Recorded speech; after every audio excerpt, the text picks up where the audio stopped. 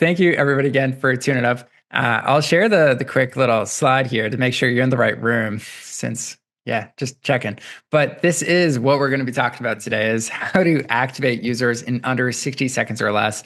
And I also have our special guest, Mickey, who is the CEO and co-founder of Foldspace.ai. And I've known Mickey for, has it been like what?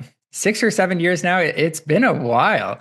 Totally. And Mickey actually wrote the book Mastering Product-Led Growth a while back as well. So when, PLG was booming, we were doing workshops and webinars and all that stuff. And then Mickey reached out to me about, I think it was, yeah, a few months ago to like reconnect as well. It's he's working on this amazing app that's in onboarding space as well, and it's doing some really really fun things. And so his last company was Apptrinsic, which got purchased by Gainsight, and they were in like the product adoption space as well. And so they've done awesome things. So it's always fun doing these workshops because I love pulling in guests where I'm like, hey, you just know a lot more about this topic than myself. So let's learn together and really unpack some of these topics so everyone here can learn as well. So that's the quick TLDR on the intro. For those that don't know why we host these workshops at Product Led, it's really to empower you to just see success with product led growth. There's so many people out there that'll say like, hey, this is the right way to do product led growth. But what I believe and the reason, like the way we structure these workshops and the way we do it is to make it practical for you to actually see success with product-led growth and unpack that to make it simple. So that's a little bit about us. Now, what you're going to learn, it's really these three things. So what has actually changed in onboarding? I'm sure you're somewhat aware of some of those things, but we'll unpack everything of like, this is what you got to look out for, especially if you want to get your users to value very quickly. The other thing, we're going to share a ton of examples and go through that. And then actually how to get started. So we're going to give you the high level conceptual piece. And then we're going to drop it down into like, okay, now actually, what are the 5 steps you actually have to do this? And then we'll make sure you have some time to ask questions about how to actually do this for your business. So just drop in the chat. Does this sound like a good use of 60 minutes for you? Or actually, now it's 55 minutes left. So the clock is on. Just drop in the chat. Hell yes. Does this sound like fun? All right. Amazing. All right, let's go. So, real quick, what has actually changed onboarding users in 2026? It's a ton. So, I'm going to break it down into there's like traditional SaaS and there's like AI first SaaS. And when you look at traditional onboarding, we probably think of stuff like this. Like, here's a tooltip. Click this. Go through this journey. You go to like Evernote or something like that. Here's a nice checklist. Isn't that cute? And you go through Slack. Same thing. You see it all over the place. Now, AI onboarding, it's very different. It's like a completely different bird when you think of like, how do you do it and what does it look like? So I'll give you an example of one of my newfound favorite apps since I create a lot of presentations, which as I was creating this presentation in Google Slides, I was like, why aren't we using Gamma? Because it's just way easier. So in Gamma, it's like you can just click, okay, generate from a prompt. You add that prompt here, describing what you want to make. You can choose it's a presentation, it's something else. Pretty straightforward. And then the AI creates an outline. And all you kind of go through here is say, okay, like, does this make sense or not? And depending on the slides, voila, there you go. You get your presentation. So what is fundamentally different is your AI onboarding actually does the work for you. You're not the one clicking around editing each slide like you would in Google Slides. It does the work. So if you zoom out here, this is traditional onboarding. You have the persona, the intent. So asking them like, hey, like, what is your goal? And then there's a lot of clicking. There's a click path. There's the empty screens, changing some of the settings, applying best practices, visualizing like, okay, how to actually do this. And then you get to the outcome. So who loves traditional onboarding? Type 1 in the chat. Yeah, Ron. Absolutely not. I know. It's easier to set up though. definitely on our end. And then there's the AI onboarding approach, which is very straightforward. It's asking, okay, who's the persona? Who are we doing this for? What's their intent? Can you create a quick prompt for them? And all of a sudden, they get the outcome. So this little piece here, it does a lot. It actually does all the work. So what changes? The big thing is traditional onboarding. It's like it's teaching, it's going through the features. User does a lot of the heavy lifting and the work. And setup is the price of entry. Whereas AI onboarding, it captures intent and the agent does the majority of the work. And the setup can be done in 60 seconds or less for most apps. So here's really 4 signals of great onboarding. I'll let Mickey take the first one about the generative experience part, then I'll cover the other 3. Yeah, I think we're going to cover that also in the following slides. The fact that you're going to move from educating users to have the agent generate outcomes for them, and you should just start that mindset of how can my product just execute and do the work, because my user normally knows what they came to achieve. They don't know how to go there, and the traditional is just going through education, right? I'm going to show you, and 2026 looks like it's going to be generative. I'm not going to learn necessarily your UI and product. Totally. And then the other 2 are pretty straightforward. It's like 60 seconds to less or value, low input, but a great output. And so you're really taking everything that sucks about setting up your product and you're saying, hey, we're going to do that for you. And here's the great output you can get. And then share worthy first strike. It actually creates a wow kind of factor on this where you're like, whoa, look at what this did in very few seconds. And so the overall benefits, it's pretty straightforward. It's more successful users. Like you're looking at users getting success in the rates of like, up to 80% of users that try out your app get to success. More people upgrade, better retention, less support. So the next part, I want to give you just the high level piece of how do you activate users in 60 seconds or less? But before I do that, just share in the chat, what are the companies that you think are doing AI onboarding the best? Like which ones stand out to you as like, hey, this is honestly like wild. Every time I use this product, it's fantastic. I'm curious, like, because there's so many AI tools out there right now. Just curious, what ones stick out to you? We got Notion. That's interesting. I mean, having used Notion for many years, I'm like, what is the AI onboarding piece? But I got to go through their onboarding again. I know Fred has done it a few times as well. Figma, definitely Swanky, Magic Patterns. Awesome. I got my work cut out for me. Got some good stuff to check out after this. But thanks for sharing. Yeah, Gamma is great for this one. All right. So back to it. How to actually activate users in 60 seconds or less. This is the high level piece. So we're trying to go from this, which is very traditional onboarding, which in the chat, just type 2 if you feel like you have traditional onboarding right now. That's totally fine. This is a safe place. What we're going to do is like, okay, what is the next steps to create something a little more AI oriented? Okay, so we got a lot of people are still in that camp too. No problem about that. That is good. Now, how many of you feel like you have somewhat of a AI experience that resembles this, where you ask who is using this, you ask for their intent, like what are you trying to accomplish? You have a quick prompt, and you have AI agents that do the majority of the work and heavy lifting.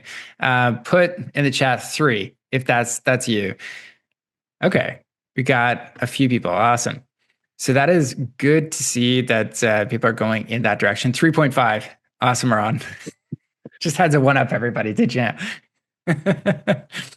Cool. So now we're going to go through is just what does this look like? More high level. So less clicking, less learning, more doing on the AI front. So for here, the very first piece is just the persona. So if you don't know who you're going to actually work with, it's going to be a lot harder for you to actually do this and understand how to actually help them. So Vicky, did you want to talk a bit about this one or example? Yeah, obviously, like in each each product we have, especially in B2B, we have multiple personas, right? And they have multiple Mhm. stages. So that is really important context. In this case, we're saying basically someone is sharing the profile. It can give a lot of input to an agentic experience down the road.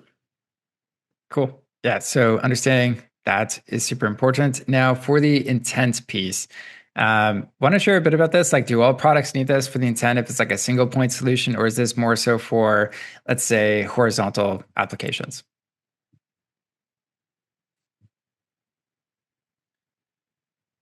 And I would say, by the way, like in many cases, PLG was fantastic to either very common products that have the market maturity. Yep. And now I think the AI allowing to open the gate to any SaaS B2B that traditionally have like at least three personas. They have so many use cases. So the intent is something that is really important to capture as they onboard. What are they trying to achieve? Who are they? What's their experience? What's the size of the company? Those are still very relevant to onboarding. Oh, definitely. Yeah. And then, so once we know like their intent, like in this previous example, it's like, okay, let's say it's a website. Then the prompt could be like, okay, great. Like, here's a suggestion for that prompt. In this case, for this one with Gamma, it's literally just asking you, like, describe the kind of presentation you want to make. And then you go through, it actually creates the outline. Then you go through the next part, and AI handles all the work creating the outline and then actually designing the slides for this part. This is not an ad for Gamma. It's just a good example. So, anything else you wanted to touch on here about the agentic path, Mickey, before we move on to how to actually do this for your own company? Yeah, basically, if you think about it, it's shifting to the generative experience, right? What did you do with Gamma? You just stated what you want to achieve, generate a presentation, what use case. So one thing to take away is like the jumping straight to helping you the outcome. It's not set up. It's not like all these like they even skip initially the invite other users. Just start generating something. We saw also in PLG that if someone invests in your product the first minutes, they're more likely to continue. So I think generative experience, the outcome, you're showing them here's the first draft. That is a good success and great to have experiments. Also, all the templates that you saw and building data for that is also very critical for AI to do a good job, right? Gemini can do Definitely. slides, other can do slides, but if you're building a company and the data is becoming very valuable, you can build stuff for the AI to generate from the kickstart to give you something more meaningful right in the first 60 seconds. And that's also something to think about as product leaders. What should I build? What type of data reference, inference data I should build to my agent to generate a very successful first wow moment or outcome Mhm. for the user?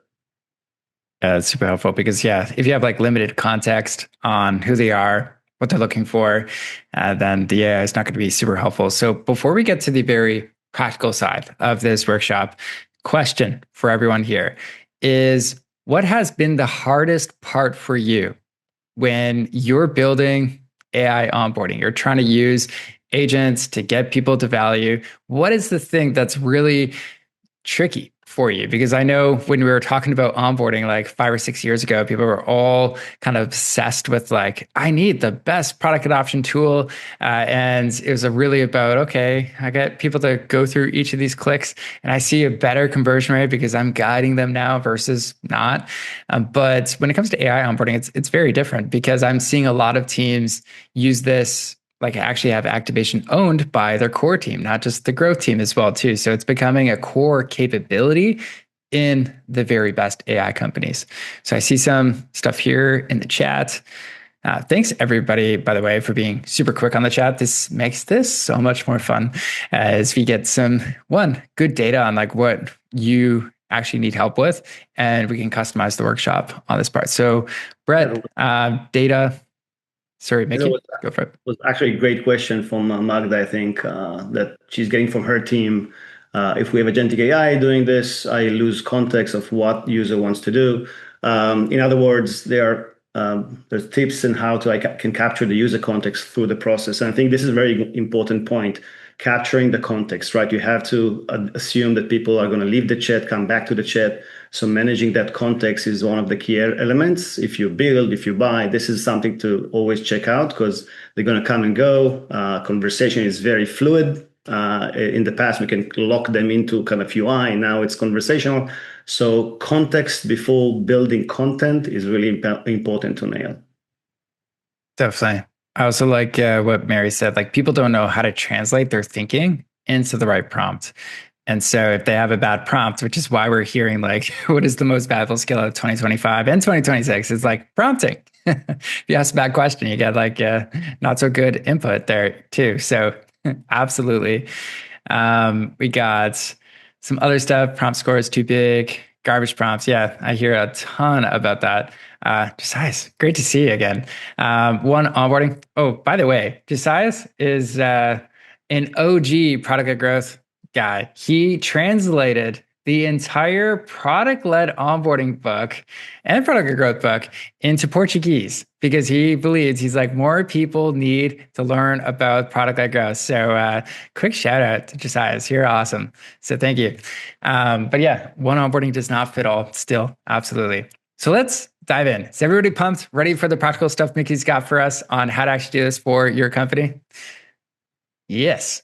Awesome. So let's dive in here. So how to actually get your users to value in 60 seconds or less. Go for it, Mickey. Yeah, I want you to kind of, I'll walk you through a CRM use case. Well, this applies to any SaaS, and definitely it's not like one size fits all, especially in B2B. CRM is a good example because it's notoriously complex, right? So we took that as an example, but it applies to analytics, any types of SaaS solution or product solution. And the key takeaway I want you to go away from this section is the mindset shift from user guidance to generative experience. Because again, if your SaaS depends on users becoming experts in clicking, it's not going to work for you, right? So, and there's a huge opportunity to actually go and fix it. And I'm going to show you and how it's done. So let me see if I can. Let's go to the next slide. Yep. Awesome. So I took like the simplest and really powerful company that they have CRM, they have project management, and went through kind of the onboarding and the context and everything. And this is a classical checklist, right? I'm going to go on board. In this case, it's a CRM. I'm a seller, and notice how I'm getting a checklist. Now it's like preparing for a test. I'm going to go through a checklist and start teaching you. So the first education step is add your first contact. And in the AI era, should I now go to with tooltips that says like here where you upload your contact, and now you can click on menu. Hopefully you're going to click on the menu. And what we saw is 70% of the users click X on the tooltip, right? Because it's jump at them. It's not really educating as powerfully. And so it's still classical elements we're seeing. And a disclaimer, this company has very powerful AI. They're still working on it, but seeing the checklist as users is something that's going to change dramatically. If you go to the next slide, customize your sales pipeline is a second checklist. I came for a CRM, a classic use case, right? And I want to now learn how to do it. And I'm seeing two tooltips. One is I can move between UIs. Again, most users are not going to necessarily read the tooltips, and generating and changing my pipeline. It's something that's pretty deep. And looking at this menu is something I'm probably going to click out. The other element, it's a fire and forget. They assume in a checklist that once I did it once, I'm going to remember that next time, right? So once I X out, they strike through this step, and that's something that again, in the new mind shift, the input and output from a system, whether it's a CRM or analytics solution, the input and output is something that should be super easy, especially if it's a normal thing I'm going to do every day. So we took this use case and we've kind of built a CRM. Today you can actually build a CRM in less than a day with the React front end, real back end, and we put an agent on that will try to bypass the checklist, the education, and all these guides, and just jump into value. So let's go to the next slide and see how it goes. So in this case, the agent is offering, if you go back to the beginning, I think it was too quick, sorry. As I got on like 2x speed or something. Sure. So it starts with uploading my contact. It's a classic thing as a seller. I don't want to learn. I can actually show you a visual and I want to upload it. And I can do it every day. I don't need to remember. I can just upload. I get the verification UI. Second, I normally want to see the contacts because I want to create that trust, right? I have existing UI. Oh, I see they were uploaded, right? Third, what's my open opportunities, right? I want to get this data out. They invested in a sandbox. You have data, show the data right there, as opposed to have the users bother with navigation and so forth. But in some cases, I want to migrate opportunity or change opportunity from stage to stage. I want to manage my pipeline. In this case, the agent can do a tandem mode and just show you how it changed the stage and just telling you, hey, you still need to save, but it took you to that action. I can do it every day. It's not just onboarding. Now I feel confident that my product can deliver. And you have existing UI, right? So you don't need to reinvent the wheel. I think that if you look at the generative experiences of Gamma and others, you have the prompt and you have the outcome and you see what's going on. Today, if you take your product, you have existing UIs. Getting there is cognitive load. Finding that again. How was that workflow again? You need to offload that to your agent. That is going to make your product just feel seamless and easy to use. So let's go through the steps of designing agent experiences. And again, product leaders and growth leaders, this is our very common steps that I want to walk you through. One is prioritization, right? You want to map different personas. You need to, their intent. Usually your users have the same intent. You map that as this is one of the paths I want to optimize. You start with a high priority. It can be part of your experiments. So as we saw before, persona, intent. If I'm a sales rep, move deals forward. If I'm a media buyer, I want to see my ads, right? And you're going to offer them conversation starters. It's very, very, very powerful, right? But usually you're going to see them. They know how to ask for things they want to achieve. And then you have a high level plan, what the agentic path can look like. You can use different tools, automation you can build, but the agentic path means that how do I generate the outcome the user came from? And by the way, sometimes onboarding is not just the first sign up, right? In B2B, they invite other folks. There are always new users, and you can just have them leapfrog to the outcome. So in this case, you capture the outcome, and that's going to be your plan. Let's go to the steps and see how it works. Definitely. Start with outcome and reverse engineer, right? You want to start with what is the persona, what is the prompt, and then go into the list of what the agent steps should look like to automate. Each prompt going to have potentially different steps, but you can make it very, very flexible, right? So, and you're going to learn that, different persona can have those different goals. Usually when you do a PRD requirements, your persona, what they're coming to achieve, use that. It's the same thing. Start from the outcome, reverse engineer, and says like, what will ideal path look like? Yeah, to make this more applicable for everybody too, as we go through these next 5 steps. For the first one, just in the chat, drop in like, what is that outcome that you want people to get to in your product? So also help screen for if that's realistic or not for, the 60 seconds to value or not. The way we break it down at Product Led, we call it your first strike is something where it's like the first meaningful win where it's like, wow, this product's pretty interesting. Now, then there's the key usage indicator, which is like, okay, that's the repeatable, bigger behavior that you want people to get to. So it doesn't have to be something massive, but it has to be something like a big win where somebody says, wow, like this is incredible what your product can do.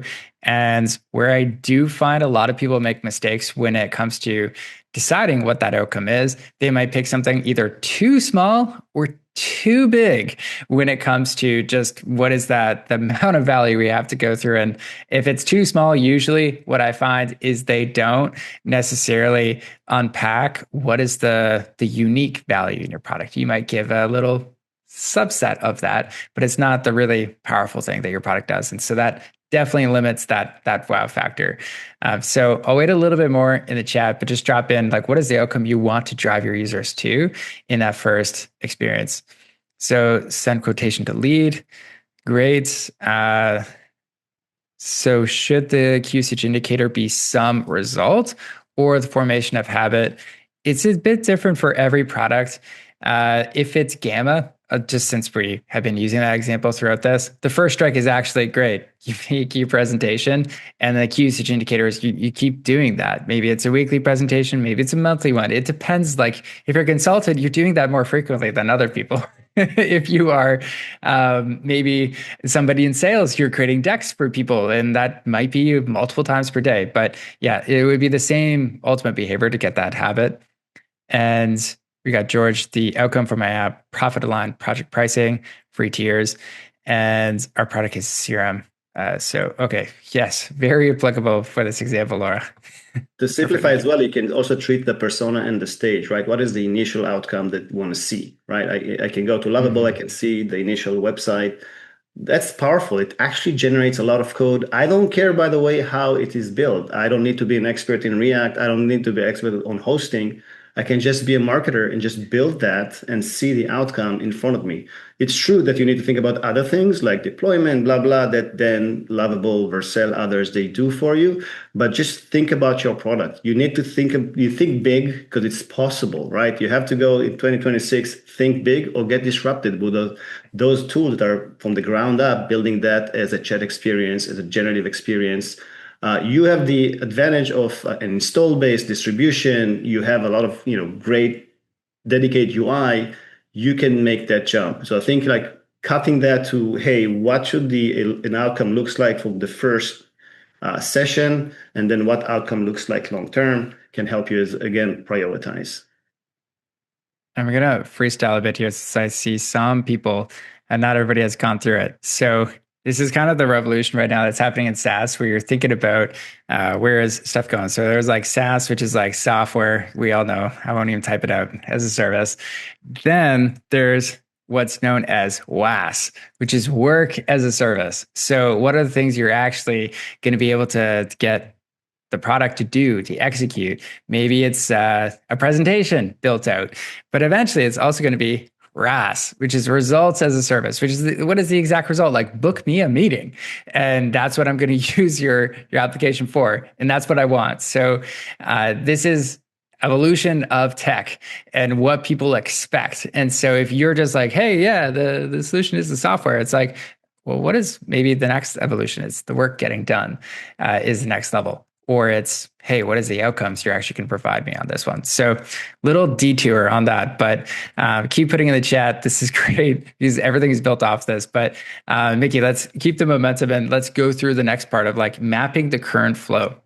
Yeah, I think sometimes people are just confused how to start. They have teams, they have so many ideas, engineering going around, building a lot of AI, product not always in the loop. I think that aligning on those first, what is the outcome, key path for a specific use case and persona. Second is like, how is it doing today? Classic PLG, we're trying to change features, we're trying to reduce friction, we're trying to educate.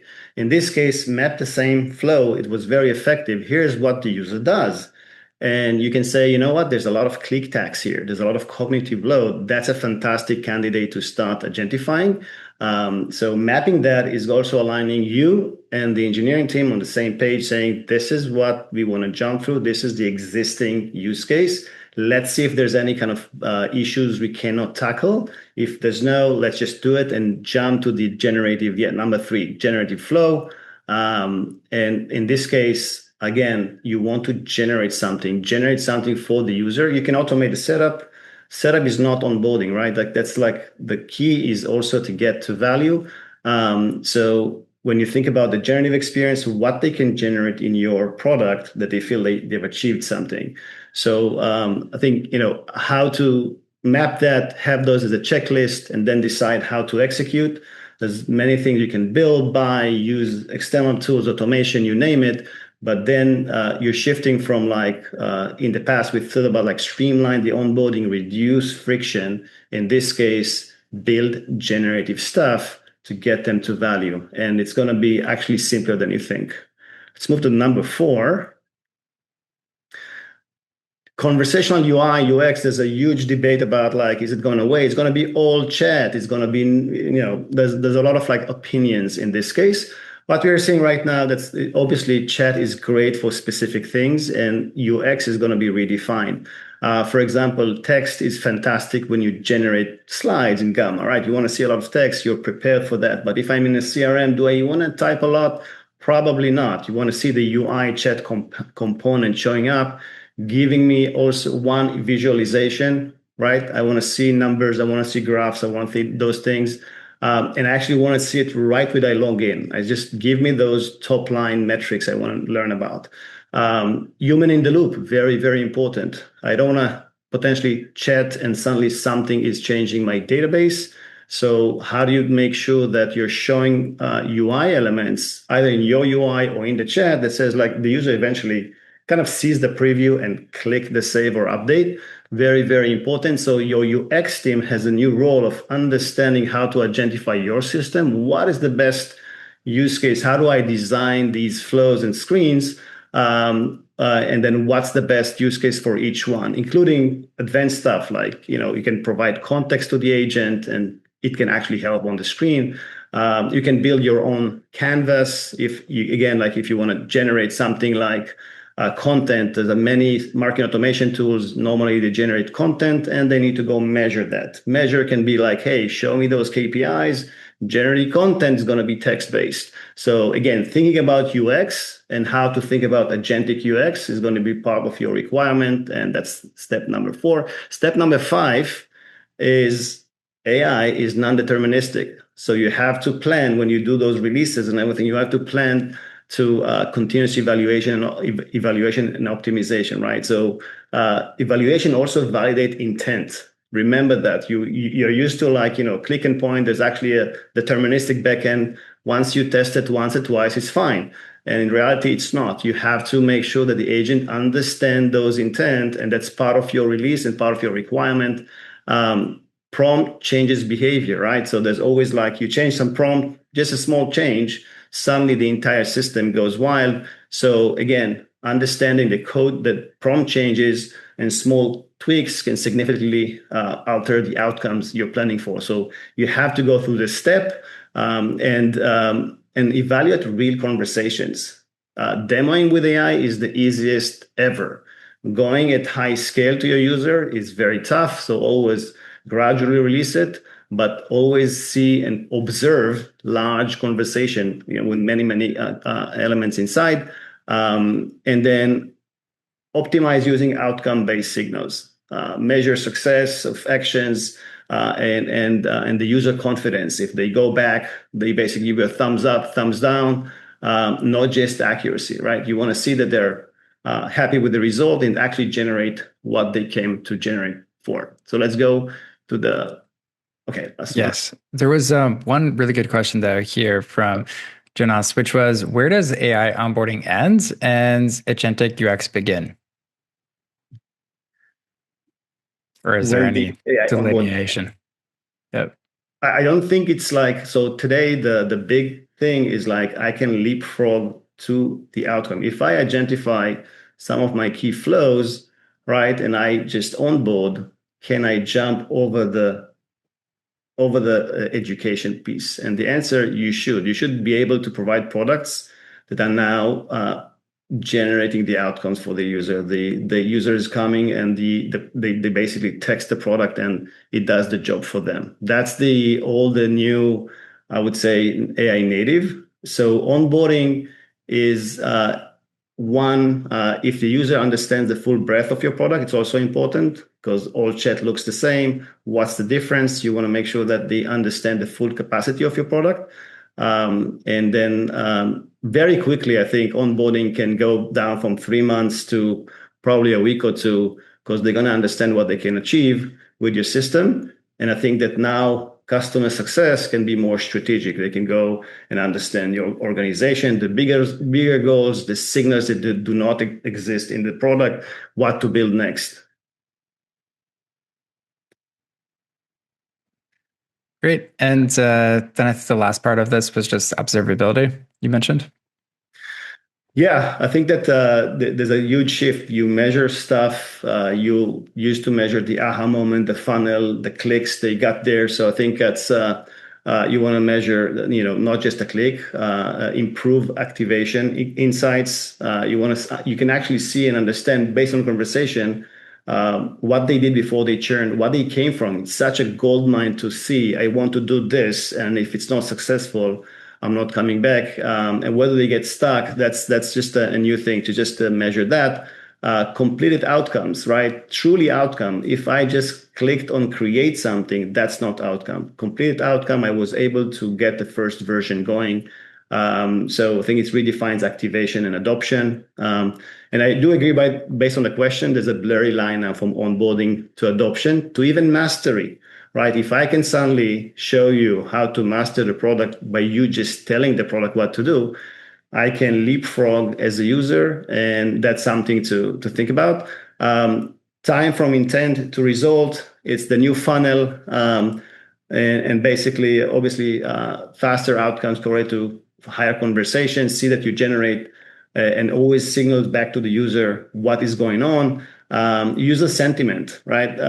In the past, it was very hard to get. You shoot a survey and try to get the thumb. You can actually look at the user sentiment, form the conversations. They see if they are happy, not happy, how are they trying to figure out what to do next. So again, it's a new, very valid user sentiment that is coming naturally with conversation. You don't need to push a survey to their face. And then also tapping into user demand. You see where they came from, and maybe you don't have the feature. That's a great signal saying, most people like that came from this flow, or they're trying to achieve this. It doesn't exist in the product yet. Should we do something about that? Or, hey, we didn't think about that feature. So again, today you spend time with interviewing a lot of end users, trying to get those, and then sending surveys. Tapping into user demand from conversational UI is very, very powerful. So anytime you expose conversational UI, it's a gold mine to understand what they're trying to achieve and things you didn't think about. So again, something to measure. If you go to the next one, just the three key takeaways is, again, time to value over time in product. It was always, hey, I want to keep them there. Staying in your product doesn't mean they get more value. So product wins when users reach their first meaningful outcome quickly, not when they spend time learning. It's a big shift. Again, activation is an outcome, not a checklist, right? True activation happens when users achieve value, not when they complete steps in a checklist. Make those basic things happen for them through automation, through agentic flows. Those are the big wins. And then focus and reduce cognitive load. I think eventually to move users from active to sticky is where you reduce that cognitive load. How can you, and again, AI is expected to help them either drive insights, clean data, do things, and they expect that to happen. So if I prioritize those experiences, I'm going to focus on, in the past, we call, hey, friction point, let's revamp the UI. No, let's look at their cognitive load and just offload that to the agent. That's my priority for the roadmap, because then I'm going to truly drive outcomes. I'm not just reducing friction. I'm not just cutting from 3 months to 2 months. I'm kind of cutting it to zero. So that's my kind of three takeaways when you think about agentifying your solution product, either if you want to optimize onboarding trial experience, or if you think about even retention, driving time to value, that can be a massive win. Awesome. Cool. There is some amazing questions coming in, by the way, and keep them coming, because we're going to hit QA in a couple more minutes. And so we're just going to tee these up, and maybe Fred, see if you can help me make sure I don't miss any of them that are really good. We'll get to the best ones and just upvote or add a heart. And we'll look at the most engaged ones, and that'll be the pulse of, okay, this is what you guys care about. If it doesn't get much reactions, then I will assume it's not maybe that important or interesting for most of you. So, Mickey, do you want to just talk a little bit about this real quick? Yeah, this is my third company about personalization and just making the life of users better. And I think we just launched something very quickly to help you measure and understand your click tags. Where is your app actually has friction? We just literally launched something like that as a tool with Lovable. It goes through your G2 reviews, it goes through your documentation. It just goes to say like, hey, what can you do and prioritize and reducing click tax? Again, give us feedback. We just launched it, but our mission and vision is to change how humans interact with products, and every feedback is valuable. Awesome. Yeah, Kim, if you could put the link in the chat, that'd be awesome. And then let's recap with what's next. So, quick to get the most out of this, share this with your team, get them on the same page of like, okay, how to actually do agentic onboarding. As we mentioned here too, define like what is that outcome, the first value milestone, get really specific, have a juicy outcome here, capture that intent in less than 60 seconds, reduce the amount of clicks it takes for people to go through it. I love the framing of it's a click tax because it really is a tax on the user and their motivation too to get to the result. And then let the agent execute on one meaningful job and get it done faster than anything ever before for them. And yeah, making time to value a P0 metric. It has to be something that's really important for the company to really care about. That's why you're seeing a lot of companies that are product led making time to value and activation like it's a core team capability. It is not something you relegate to like a growth team. It is like, no, we have to get this right, and everybody's responsible for doing this so we can get this much faster. So before we get into just QA, quick heads up, we have another workshop in a couple of weeks now. This is with Jacob Bank, who runs relay.app. He's done some awesome stuff on, well, the product itself is really good at just like creating AI agents to automate different pieces of your business. And he's got really fantastic perspectives on just how to use AI agents in every area of your business. And so we're going to be covering how to actually build a one-person PLG team. Fred, is there anything else I missed there that you think I should add or plug for this upcoming workshop? No, I think you nailed it. What's interesting is Jacob has a team of 100 agents to run Relay with him. So he lives this notion. So it would be interesting to see what agents are PLG related in his team. I'll share that with us. Cool.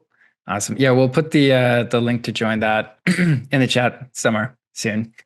So, oh, there it is. Thanks, Kev. Cool. So now we can enjoy a good QA where we actually have time for QA. So I'm gonna scroll up a little bit and go through some questions that you have. And as we go through this, feel free to put any other like big questions you have about how to actually do this for your business, because the reason we wanted to have a good amount of time for just open-ended QA is because there's a lot of stuff that we have to cover here. And so I want to make sure we get all of your questions. So the first one I think has the most upvotes from Gary is how do you measure success with chat conversations, Mickey? How do you measure success? I think you measure the outcome, right? So you still want to instrument those outcomes. So chat conversation, again, depends how you classify that. Is it just a knowledge question, or is it like actually a generative question, generate something? You measure success, but seeing the outcome that the user was able to do, and then how many are coming back. So I think there's a whole room of understanding sentiment analysis from conversations. But again, time to outcome is our goal. And again, like I don't think a sporadic conversation is a metric for success. But by the way, how many people also use your conversation starters? How many actually people getting or asking for the same outcome as well is important to see that diversity that you have.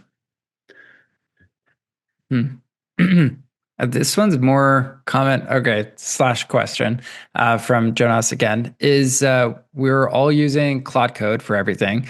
So he's become allergic to GUIs. When do we abandon our own web app and just double down on being API-driven services that enable the outcome? So like RAS as an example, into someone's core agent. And what are people thinking about the trade-offs in this context? Because yeah, it's not just even with APIs. I mean, MCPs, same thing. Like if you connect here, why even log in to the app? Why have that? So curious to your take on that, Mickey. Yeah, I think that eventually we're going to see that context matters a lot to AI. Keeping that context, understanding what's going on to generate the right stuff. what is successful so far is very focused, very specialized tools like Gamma, Lovable. Like it's very specialized what it does. When you go to broader applications, getting MCP or APIs is not enough, though it's super important to optimize them for agents, right? Because tokens is the new economy, and so when you think about endpoints, one, make them very efficient also for agents, and there's ways to do it. Don't send everything to an agent and hope for the best. Because we can discuss in a future webinar about the pricing, packaging, how you think about the kind of token economy. But I do think that context and actually giving your users the understanding that you have more than just that feature is going to be key, because otherwise everything else is going to look like a chat and you're going to be in a difficult situation. So again, yet to be seen, but I do believe that eventually one visualization of specific data is really important, and that's what one of the values of SaaS. If I see a dashboard, it's important. I want to take the decision eventually, as opposed to just agent doing it. Maybe in the future, we're all going to be dispensable and the agent is going to do end to end. But I do think there's a long time for that to happen, especially with the token and context windows that we see today. Again, successful companies today, they do one thing very good. Successful companies in the future are going to do more than one thing. And in this case, you want to generate a lot of great visualization for users, because as humans, we like visualization. We find much more compelling than reading through a lot of text just to get something done. Yeah. One thing I can also add, we recently interviewed Winston Young on the Product Led podcast. And so he's building like a portfolio of 1 million ARR businesses. And so that is actually his whole play is finding what are like really competitive categories, like let's say Calendly for meetings, and creating the API version only that's like completely agentic, integrates with everything. You don't need to actually see it work. It's just if people want to have that, they use Meetbot. So it is definitely, you'll see a lot more of those companies that don't really have a very, like that's not their front end. You don't have to use the UI UX to get the value out of it. Awesome. So Amy, you got a great question here. Any recommendations for coordinating PLG with bandwidth strapped product teams? And I don't know any that are not bandwidth strapped, but I'm assuming very bandwidth strapped, or is the best path to layer on top of the product with AI tools? So I think this is really, important kind of question. Like we've seen this also like before Foldspace as an example, like product adoption tools. It's like, do I make my UX UI better long-term? Or do I test out, like, does this work? So curious to hear your take on this one, Mickey. Yeah, I think that revamping of the UI is the classic, like, hey, I'm going to but eventually, if you revamp the UI, are you taking away different features?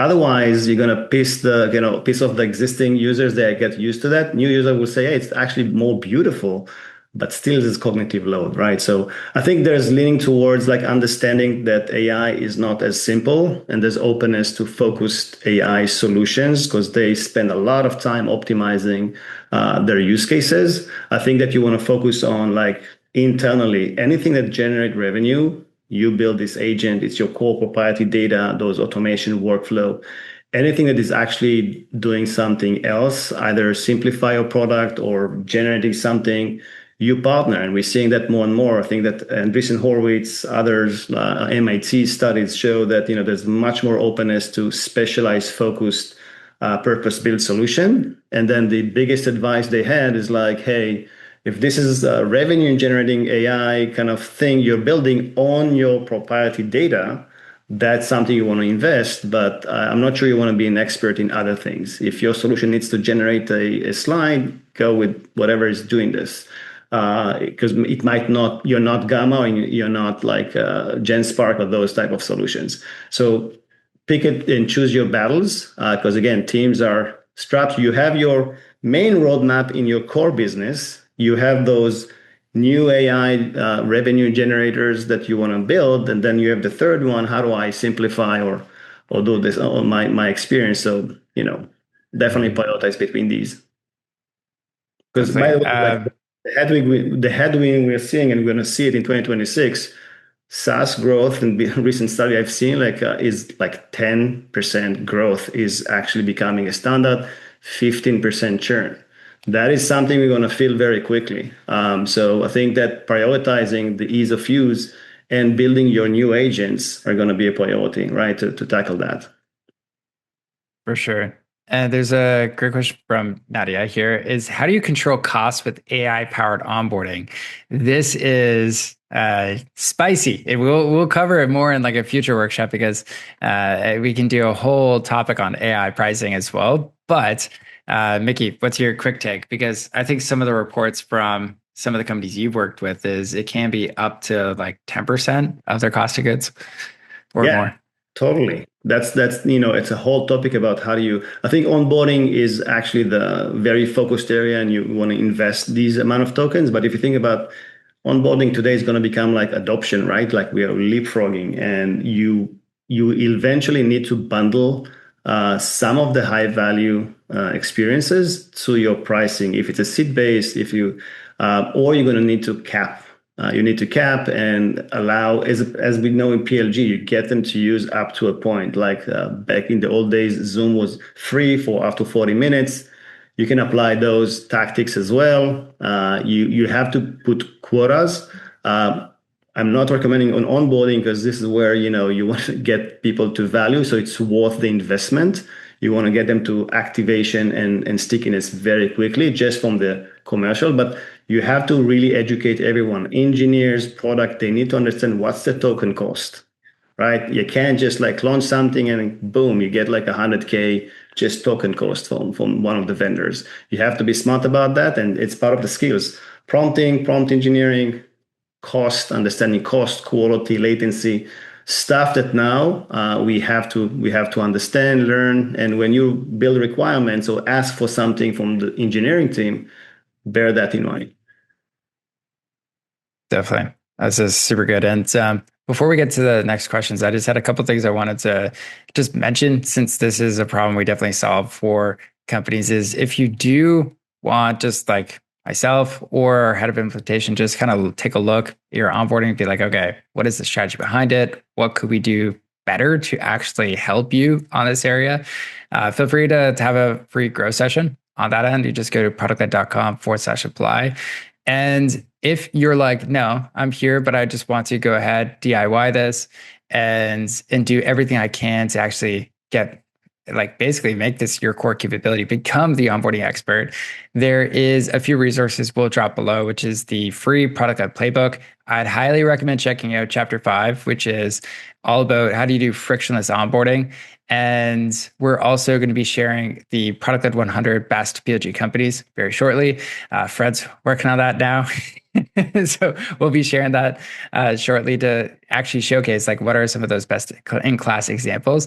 And if you do want to actually dive deep in terms of the PLG itself for your business, you can just check out the Product Led MBA. So the reason I put this whole program together too is just make it super accessible for anybody to actually see success with PLG, implement it pretty quickly. And right now you'll find on the site it is just under like $1,000. But for people who are on this workshop, we're going to cancel this code soon, but you can get it for $549. Just type in the code MBA 549 on that one. So little intermission there, but just wanted to share how we could actually help you on that end. And I know, Mickey, on your end too, you definitely help a lot of companies with how to actually operationalize AI onboarding for your companies. Anything else you wanted to kind of mention there real quick? No, I think we're gonna be sending a lot of like thought leadership and content about this new thing. We have to unlearn what we learned from 2025, 2023, or 2024, right? We need to kind of think about everything, including the last question I see about trust and things like that, and guardrails. A lot of new things we need to be aware and be prepared for. How do you create this trust? How do you actually have that productivity? How do you think about pricing, packaging? But also, like, how do we now create the new onboarding, growth, adoption strategies? And where we've partnered with Wes and his team with Product Led about this. This is becoming CEO level strategic. So I think also getting that buying from the company is a great first step, saying we're going to go there and we need to think about, those agentic path, optimizing onboarding, but let's also think about the positioning and pricing and packaging. Everything is changing. We're going to see it, and I think that partnering with expert in the field is also something that you can consider. Awesome. We have a question here from George for upvotes. Do you have any good examples of back-end admin dashboards and metrics you track for AI onboarding and user interactions, sticking points, et cetera? Since, a lot changes when it's completely prompt-led. We measure a couple of things. We measure, for example, again, by the way, latency. If it's too slow, people drop. If it doesn't answer fast enough, people drop.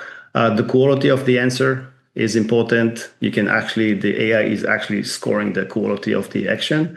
There's the judge patterns and the cost, right? We want to see those three elements. What was the cost of these interactions? If it's getting too high, it's something that we need to take care of. And then eventually, as I said, the outcomes. What did they generate? The outcome itself. We don't necessarily track the click tracks. And we do use a lot of just session watching and conversation watching, like diving in, human in the loop things that we want to see. And then we also, since it suddenly works against different flows, there's obviously a need to see what happened through a long reasoning model. Those are becoming kind of, again, the new metrics, but outcomes, how many signed up, what was the speed? Because slow, you could see them, they just move away, right? The bad things on tooltips, they immediately X. If your conversation is slow and you didn't create the UX saying, this is going to take a while, show some progress, they're going to just kill the session. And that's happening as well. So things to monitor. The expectation now is like be speedy. And if it's not answering, people just jump. I do it with Gemini, OpenAI. If it's stuck, I'm going to switch. It's going to be those incremental elements that are going to be matter in the future. Definitely. And what should be the confidence level in your agent before we launch it in production to ensure it doesn't harm the experience and frustrate users, since it's not a deterministic behavior? This is so good because, it's something you don't exactly always control. You can train, but it can, like we all know, like ChatGPT is like, it can hallucinate too. So how do you approach that, Mickey? I think it's again a gradual rollout. The thing is, there's a couple of things to build confidence with the end user. I think that you have existing UI, so if it generates something, try to do it in the screen so they see what happened. That create trust. And if it failed, obviously you always kind of create like, hey, it can hallucinate. But if it's grounded in your endpoints, the backends, the MCPs, if it's grounded in your database, increasing that trust by showing the user what happened. Initially, create a lot of human in the loop, like those widgets or thing that the user eventually click to save. It's increasing trust. And, there's no kind of magic number.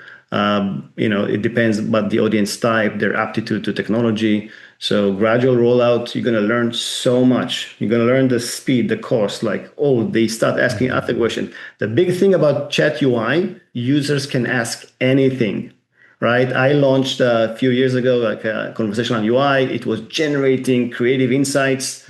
Then the user comes in, goes like, can you create a scoring for me? What's the dashboard like? I'm like, they start like knowledge question. They ask about other features. My agent was tuned for insights. So conversational UI is something you gradually roll out, learn from what their intent is, and then have those like a closed loop. You want to respond to these, and it's so valuable to learn. And you're going to learn about the cost, where it's getting stuck. So it's a new trade now. Like you're going to launch those AI features and monitor them. Awesome. So I know we're coming up at time. We're 1 minute over. So thanks everybody for staying with us a little later. I know some of you have to jump, but quick reminder, we do have that next workshop that's on February 12th, I believe, with how to build a one-person PLG team. So make sure to save your spot on that end. And in the chat too, as we're wrapping up too, just drop in, hey, what was your core takeaway? What's the one thing you're going to walk away, maybe change up in your business? Because the whole thing about these workshops that we love to do is make it practical, give you something, or at least a new idea of like how you can actually change something in your business. So great to see. Yeah. Onboarding, adoption, invest. Amazing. Thanks for dropping stuff in the chat. This is great. We will wrap up here, but thank you everybody for bringing your energy. This is great. There were so many conversations in the chat. This makes this truly fun to lead these workshops and host them with you. So, bye everybody. Hope you have an amazing week, and I will see you hopefully on the next workshop. Bye for now and happy growing.